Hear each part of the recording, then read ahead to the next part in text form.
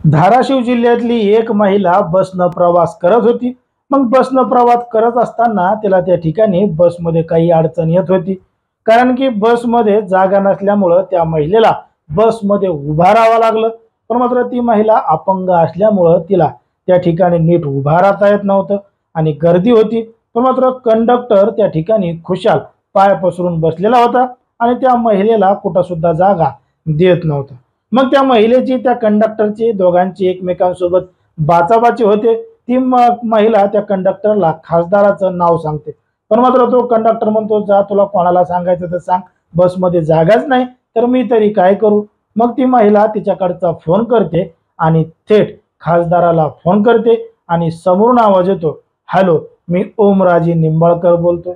आता एक खासदार एका महिलेचा फोन उचलतो, काय समस्या आहे विचारतो, तर महिला म्हणते बसमध्ये बसायला जागा नाही। मग आता बसमध्ये बसायला जागा नसल्यामुळं थेट खासदाराला फोन करत असतात का? तरी सुद्धा खासदार साहेब त्या महिलेचा फोन उचलतात, कंडक्टरकडे दे म्हणतात आणि जेव्हा कंडक्टर फोन घेतो तेव्हा त्याला सांगतात की तू त्या ठिकाणी काही वेळ उभा राहा, पण मात्र त्या महिलेला बसायला जागा दे। असं काम ओमराजे निंबाळकर करतात आणि हे स्वतः त्यांनी त्यांच्या तोंडी सांगितलेलं आहे। नेमकं काय आहे संपूर्ण प्रकरण हे स्वतः खासदार ओमराजे निंबाळकर यांनी सांगितलंय। ते नेमकं काय म्हणतात बघा हा व्हिडिओ। तुम्हाला सांगतो, मला खूप फोन असे जर काढले, मी खरं पुस्तक लिहावं म्हणतोय मी त्याच्यासाठी, कारण ह्या फोनचे किस्से खूप आहेत, खूप म्हणजे जागा नाही। आता ही कधी होतंय सांगतो तुम्हाला, पुढचा माणूस काम करतोय आणि पुढचा माणूस मी जेव्हा अडचणीत असेल तेव्हा माझ्या मदतीला पडतोय, ही भावना जेव्हा त्या माणसाच्या मनात तयार होती ना, त्यावेळेस ती माणूस अशा पद्धतीचं कृती करते। तिने अपंग होती महिला आणि ती आपुलकी वाटते आणि पुढचा माणूस जेव्हा नीट बोलत नाही, समजा कंडक्टर नीट बोलला नसणार आहे, तिला तुला जागा होईन तेव्हा दिन असं म्हणलं असेल, मग तिच्या मनात काय आलं, अरे माझा खासदार आहे तू काय करतोस, थांब जरा म्हणली। लावला फोन मला तिनं, मग मी कंडक्टरला म्हणलं, अरे अपंग महिला आहे तिला जागा दे की, म्हणलं तू उभा राहा म्हणलं, भले तिला बसू दे ना म्हणलं। तर असं बरेच आवश्यक गाय आजारी पडले म्हणून सुद्धा लावते, पण मी कधी असं म्हणत नाही की माझं काम आहे का। कसं असतंय, प्रत्येक सिच्युएशनमध्ये आपण स्वतः टाकलं पाहिजे स्वतःला, किंवा मी त्या सिच्युएशनमध्ये गेलो तर माझी काय अपेक्षा असते, मान्य आहे बाबा की बाबा गाय आजारी पडली म्हणून डॉक्टरला पाठवायचं काम काय खासदाराचं आहे का, हा विचार जर करत बसलो तर मला वाटतं मागच्या वेळेस 1,28,000 होते, 3,30,000 झाले नसते। ती विचार केलाच नाही। ऐकलं ओमराजे यांनी कशा पद्धतीनं त्यांचा अनुभव सांगितलेला आहे। त्यांना याच महिलेचा नाही तर त्यांना जिल्ह्याभरामधून अनेक लोकांचे फोन येत असतात आणि प्रत्येकाचं फोन उचलून ओमराजे प्रत्येकाला उत्तर देखील देत असतात। बघा, याच गोष्टीमुळं ओमराजे हे प्रत्येकाच्या मनामनामध्ये बसलेले आहेत, कारण की एक खासदार, जिल्ह्याचं नेतृत्व करणारा माणूस सगळ्यांचे फोन उचलतो, त्यांचे फोन उचलून त्यांच्या समस्याचं निराकरण करतो। नाहीतर आपल्या इकडं साधा नगरसेवक काय, ग्रामपंचायत सदस्य काय, हे लवकर फोन उचलत नाही, त्याला वाटतं बाबा आता हे काय काम सांगतो काय नाही, जाऊ द्या फोन न उचललेलाच बरा।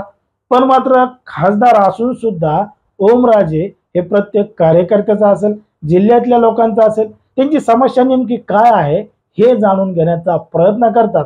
म्हणून मागच्या वेळीपेक्षा या निवडणुकीमध्ये ओमराजे यांना भरघोस मत मिळालं आहे आणि ते मोठ्या मतधक्क्यानं निवडून सुद्धा आलेले आहेत। त्यामुळं धाराशिव जिल्ह्यामध्ये लोक पक्ष पाहत नाहीत, काही पाहत नाहीत, त्या ठिकाणी माणूस पाहतात आणि तो माणूस म्हणजे ओमराजे। आता जर जनतेची कामं अशा पद्धतीनं प्रत्येक आमदारानं, खासदारानं आणि स्थानिक लेवलच्या लोकांनी जर लोकांच्या समस्या सोडवण्याचं काम केलं, लोकांच्या समस्येला धावून गेले, तर कशाला यांना राजकारण करण्याची वेळ येईल। 5 वर्ष जर तुम्ही समाजासाठी दिले, लोकांसाठी दिले, त्या ठिकाणी जाऊन राहिले, लोकांचे कामं केले, लोकांनी तुम्हाला निवडून कशासाठी दिले, त्याच्यासाठीच दिलंय ना। पण मात्र हा विसर काही लोकांना पडतो आणि काही आमदार, काही खासदार एकदा निवडून गेलं की 5-5 वर्ष मतदारसंघात फिरकत नाहीत। मतदारसंघामध्ये नेमके किती गावं आहेत हे त्यांना निवडणूक झाली की माहीत सुद्धा होत नाही।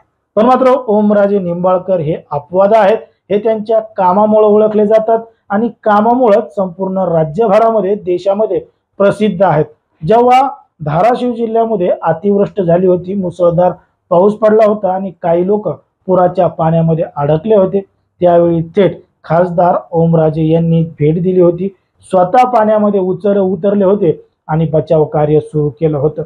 मग एवढ्या मोठ्या पदावर असणारा माणूस जनतेसाठी झगडतोय, जनतेसाठी लढतोय, जनतेसाठी जनतेपर्यंत वाटेल तेव्हा पोहोचतोय. म्हणून अशा खासदाराचं कौतुक व्हायला पाहिजे असं आपलं एकंदरीत या ठिकाणी वाटतं.